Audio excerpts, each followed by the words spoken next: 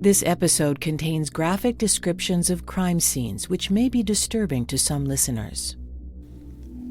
Today we're bringing you the story of a devoted single father who's found brutally murdered inside his locked apartment. Who killed Stephen Spina? This is APB Cold Case. Here's your host, former Police Chief Mark Spahn. Our story begins on Monday, September 17, 2007, on a tree-lined street in the village of Mamaroneck, a residential community located on Long Island Sound, about a 40-minute train ride from Manhattan. That morning, 36-year-old Stephen Spina wakes up in his apartment on Richbell Road with his girlfriend Tamara, who had stayed the night. Stephen is Mondays off, but it's a work day for Tamara, so she gets up, gets dressed, and leaves the apartment around 8 a.m. And even though Stephen woke up feeling a little under the weather, they decide to meet for lunch. As the morning progresses, Tamara calls Stephen to confirm their lunch plans, but Stephen doesn't pick up. She calls again and again. Still no answer. She's starting to get concerned. He wasn't feeling well that morning, so Tamara drives to Stephen's place. It's now 12 to 12:15 p.m. To give you some perspective on Stephen's apartment complex, it's a two-story apartment building with multiple units. There's a main common entrance door in front that was most likely designed as a security measure. It requires a key in order to gain access to the units inside. So Tamara arrives at the apartment. She's able to get in the common door, which is ajar. But when she knocks at Stephen's door, there's no answer. Now she's really worried. So she goes to find the building super. He has a master key, and they return to Stephen's unit on the second floor. The super knocks loudly, turning the key and calling Stephen's name.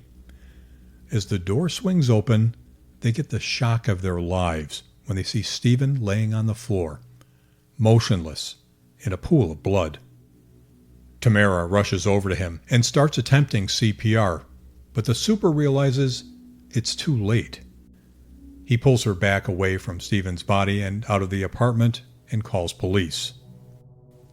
When police arrive, they immediately clear the apartment, checking all the rooms to make sure no one else is inside. They confirm that Stephen is deceased. It's clear that they're dealing with a homicide. Detective Dave Castorella of the Mamaroneck PD, now retired, was on the scene that day in 2007. He describes the layout of Stephen Spina's apartment. No, he was at the top floor to the left. But if you're looking from Richbell Road itself, like as you're looking at the front door, it would be to the left. His apartment would be the top floor to the left. 2-bedroom, 1 bathroom. So you come in the door, to the left is the kitchen. You're in the entrance area. Straight ahead is the living room, a pretty large sized living room. If you go to the right when you come in, straight ahead was the bathroom, and then left would be his bedroom. There's no visible damage to Stephen's front door, and as Detective Castorella explained, as you step inside the door to the apartment, it leads directly to the living room. Spina's body is found in that living room, on the floor, near the couch. The Westchester County forensic team arrives on scene, which would have been standard procedure for a homicide in that jurisdiction. One of the first things they do is to take photographs of the footwear worn by both Tamara and the super since they'd been in contact with the crime scene. As the forensic team starts processing the scene, detectives speak with Tamara. Here's Detective Castorella. We talked to Tamara. We did interviews with her, try to get anything we can get. Police were trying to piece together the last hours of Stephen's life.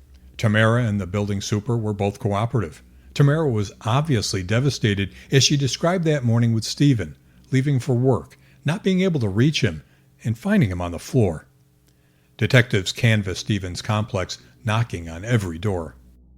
We do have a witness who saw him leave the apartment at a certain point that morning with what she claims he was wearing is consistent to what he had on at the time of the homicide.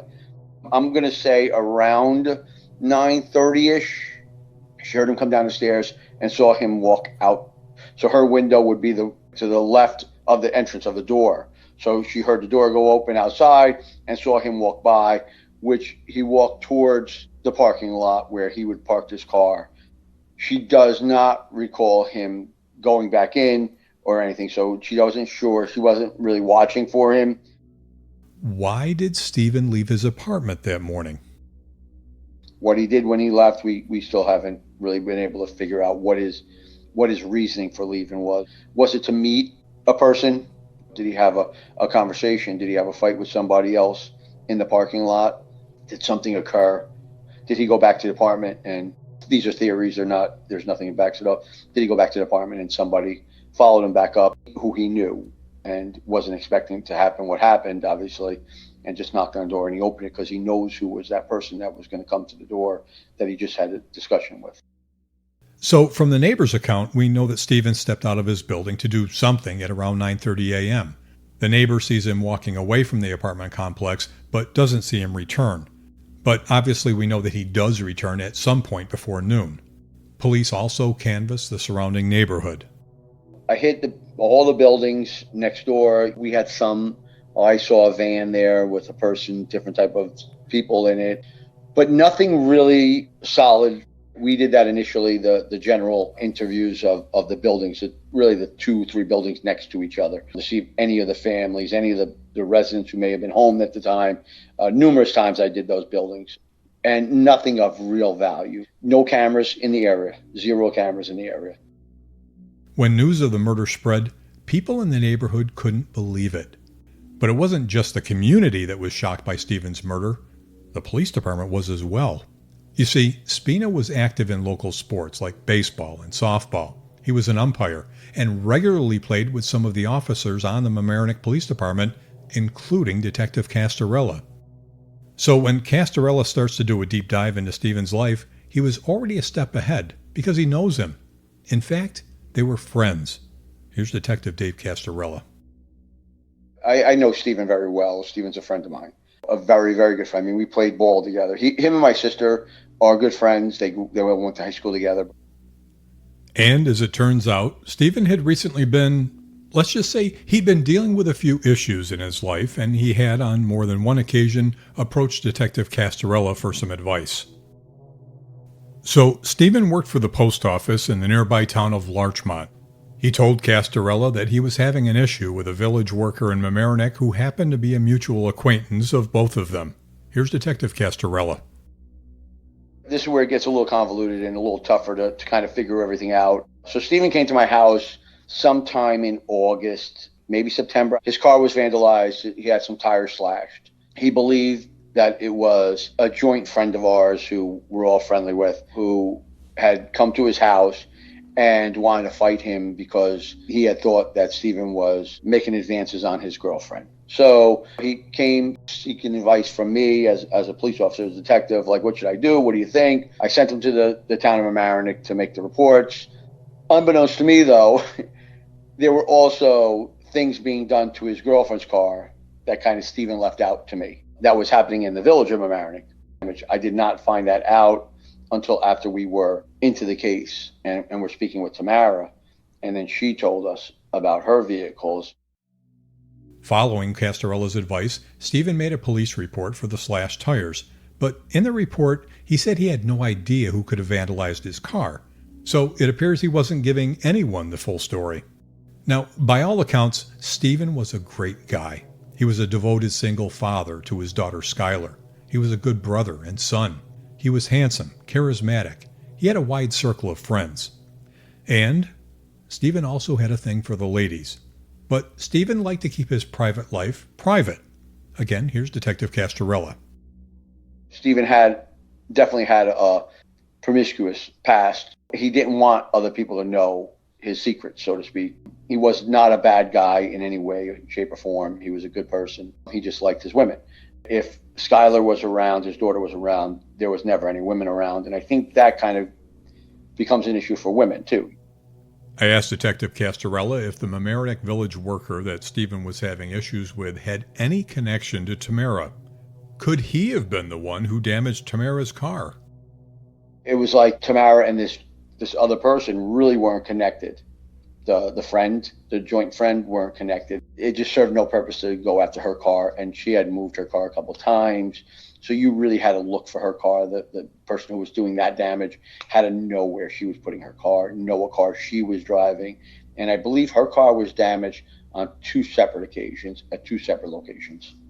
a decent amount of damage. So you had Stephen's car damaged at one point, and you had Tamara, the girlfriend at the time, her car damaged at points, and there was some other things done to her car, letters and things being placed on her car at different locations where she worked or where she was. So now that you have that also as a second incident. I was curious about those notes left on Tamara's car. I asked Detective Castrella if those notes might be characterized as coming from a jilted or jealous girlfriend. Yeah, I would probably say that's a very good assumption. Again, those cases weren't ours. They all went to the town of Mamaroneck cases. I don't even know how many she actually reported directly to the town of Mamaroneck at the time, but I know at least a couple were. It could have even been some in Larchmont, because I think some happened in Larchmont train station. It was something that escalated through the times, and we found out as we moved on with the case. I asked Detective Castrella if he thought the notes were from a female associated with Stephen or from a male on behalf of a female. That's the question I always make. I think the thrust of the notes and the vandalism came from the female. That's my opinion. As far as Stephen's car is concerned, my only thought on that was, are they two separate incidents? Was it the friend who did that, who was angry at him to get him back? Although they happen so close in proximity to each other, do they really not have, besides getting back at Stephen, do they not have anything to do with, meaning jointly with the homicide part? There is a part of me who says, it's very funny because you're one of the few people who have ever said that to my theory, is that my theory on the homicide is that there was somebody else involved. I can't prove that. There's no evidence that says that, but I truly have a feeling that from the evidence that there was a second person, a female party was involved, and a male party was there to assist in this, to take over. I have nothing to prove on that more than David's feeling and David's theory. There's so many theories I have, that's one of them. That's a possibility, the way the evidence and things show and in this crime scene. When the autopsy report comes back, police learn that the cause of death is multiple stab wounds. The investigation continues. Police are also interested in at least one woman we'll call Trudy, who Stephen had a relationship with in the past. Police describe Trudy as a girlfriend, and this may account for the vandalism we mentioned earlier. Was she a scorned ex-girlfriend, jealous of Stephen's other relationship? Police told us about an incident in which this Trudy came to Stephen's apartment claiming that she was pregnant with his child. Tamara reportedly walked in on that conversation. And, as Detective Castrella told us, Tamara had damage done to her car as well. Tires slashed, windows broken, acid poured on it, and notes that were left behind, essentially demanding that she stop seeing Stephen. When you're talking about a possible motive for Stephen's murder, there's a lot for investigators to unpack. And once they dig in, perceptions start to change. Here's Detective Castrella. He came to me for advice, but yet left out a big portion of what was going on with the whole case. You're telling me, okay, yeah, my tires are slashed, but you never tell me your girlfriend's car has been damaged once already, and that she's getting these notes left on her car. So the perception for me when I got in this case, when I gave the information to my Detective Sergeant Holland, I said to him, hey, listen, this is the guy who Stephen came to me with maybe like 2 weeks earlier. That's your first main suspect in the incident because Stephen came to me and brought him up as a main suspect. But I think you saw as time went on, as the investigation proceeded, that there were other avenues and other people who have just as much of a reason or a purpose to possibly do this as that person did, if not more than that person. Stephen's girlfriend, Tamara, worked with investigators, helping them with information and background. And after a few months, the detective's next strategy was to request a polygraph examination for her. But then she got a lawyer and did not take the polygraph. Police say that's when communication with Tamara changed. Tamara was wonderful. She was totally helpful the whole, probably close to 3 months. We really wanted her to take a lie detector test to really kind of help us rule her out more than rule her in, and that is the truth. And she got an attorney, and that was the end of that. I wish she would have, because I think she would have passed, and I think it would have made a lot of, just kind of help us put that one to the side, and she would have continued to assist us. It's not the way it worked. Obviously, no attorney is going to let them do that. So Police also bring in Trudy, the girl who had previously claimed to be pregnant with Stephen's child. And while she was initially cooperative, police say that she also got an attorney and stopped talking with them 9 days after the murder. So who else are they talking to? Well, detectives have not forgotten about the alleged dispute involving the village worker who was upset with Stephen about having a relationship with his girlfriend. They described that incident taking place about a month or two before Stephen's found murdered. Police checked the village worker's clothing, footwear, and vehicle for blood, hairs, and fibers, just as they did with Trudy. But no blood transfer was found, and no evidence indicating any wounds suffered from an aggressive assault. And as police probed deeper, the village worker also got an attorney. So several potential witnesses to Stephen's life are lawyering up, but the investigation continues. Let's go back to Stephen's apartment and the morning of the murder. There's one big question that still remains for Detective Castorella. Why did he leave? Did somebody text him? Did somebody call him? There were no phone calls directly on his phone. So there was nothing that we saw directly. What did he go outside for? We all think now when we talk today, you think like, okay, well, it had to be a text message. It's so simple. But back then, it really wasn't that simple in 2007. Texting really wasn't. He had a flip phone. So, wasn't, you got to hit the button 3 times to get a letter, or whatever. It wasn't the same as it is now. And what about that main access door to the building? It's key protected, but what we kind of come to is that probably wasn't working properly and hadn't worked properly through years. It wouldn't close all the way, or the lock wouldn't really hold 100%, where if you pushed it, and people knew that.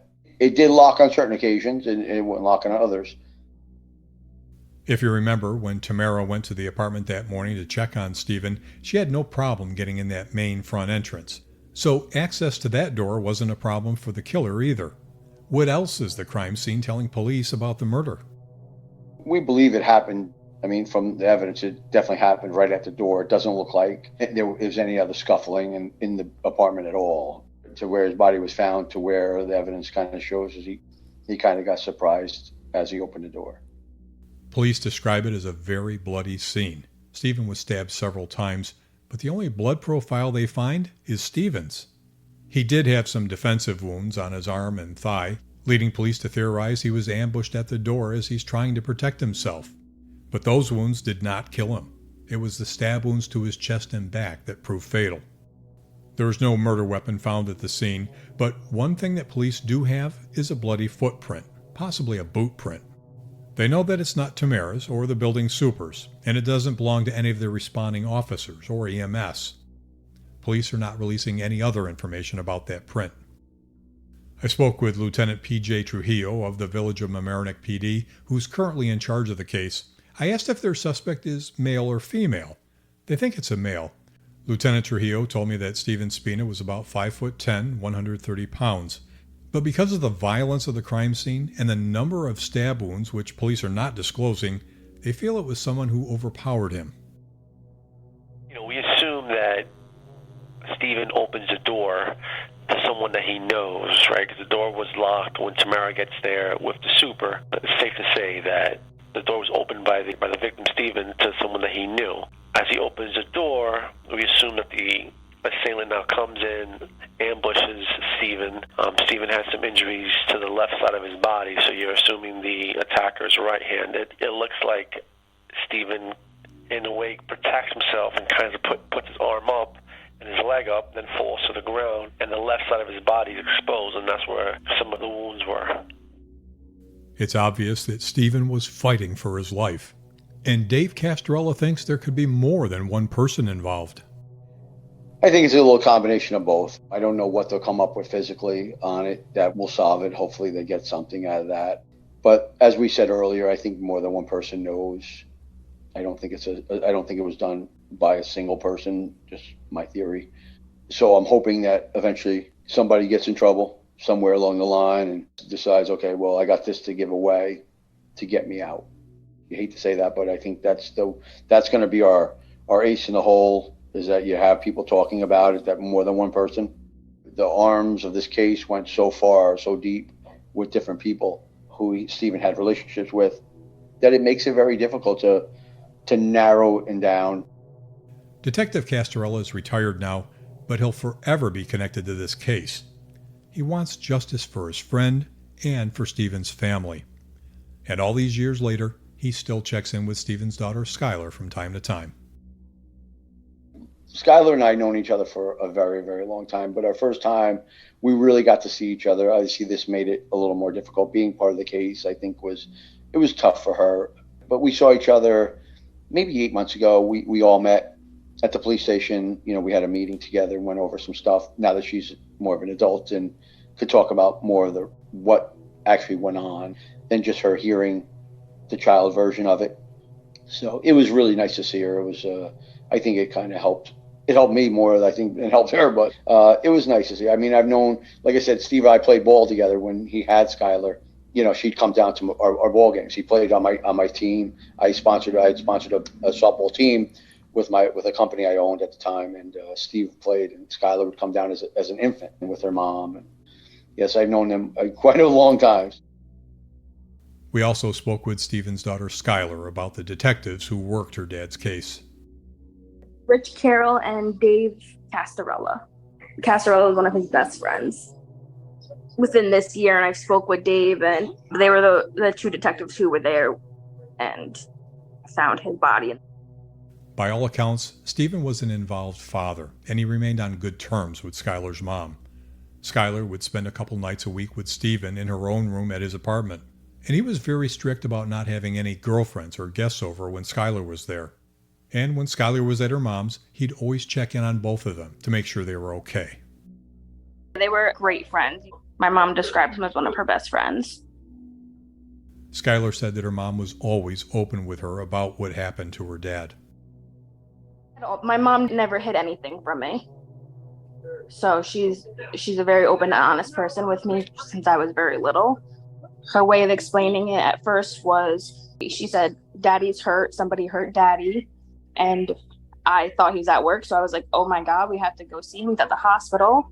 And she said, "No, honey, like, he didn't make it. Somebody hurt him at home." And then after that, like, she's like, "He has passed away." And then later on, maybe like a few hours later, the next day, she told me how, because she already knew it was going to come out in the paper, so it wasn't going to be a hidden secret of how he passed away. So she made sure that I found out from her. She wanted to make sure she gave me every detail she had possible. Skylar was only 11 when her dad was taken from her, but she knew her dad's habits and routines well. We asked if she had a sense of whether her dad knew who was at the door that morning. He had to, or at least expecting somebody. His door is always locked, so he had to open the door for them. So, and he's not going to just open it if he didn't know who was coming, so he must have. I personally don't have anyone in mind. My dad was a great guy, so I don't know who would want to harm him in any way. I've spent the last 16 years wrapping my brain around that, and I don't come with any answers. Skylar herself is a mom today. She knows firsthand the special bond that exists between a parent and a child, and the memories she has of spending time with her dad have not faded. We used to go to Yankee games all the time. He had season tickets and always took me and my grandma, and his brother sometimes came with us, and his girlfriend at the time. He taught me how to drive stick when I was little, and I don't remember. I wish I do, but I don't. He did teach me how to do all of that. So my dad took me to Philadelphia, we went to Maryland, and we went to like all these like historic places where like they signed the Declaration of Independence. We saw the Liberty Bell, went to Ben Franklin's house, or helped me with homework. Yeah, he was a great dad.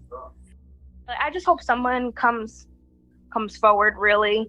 The cops are doing everything they possibly can with all the evidence and information they do have. So I mean, like, any information anyone can give, even if there's the slightest of details, really would help. Even if it's like they saw a random person walking past his door, like anything, it really, really does help them. This is an active, open investigation from Mamaroneck Police. They're hoping that someone will have information that can help them solve this case. There's a reward of up to $30,000 for information leading to the arrest and conviction of the person or persons responsible for the murder of Stephen Spina. If you have any information that can help Mamaroneck Police, call detectives at 914-825-8760. Thanks for listening to APB Cold Case. Tell us about your cold case at apbcoldcase@spawngroup.com. APB Cold Case is an original Spawn Group production.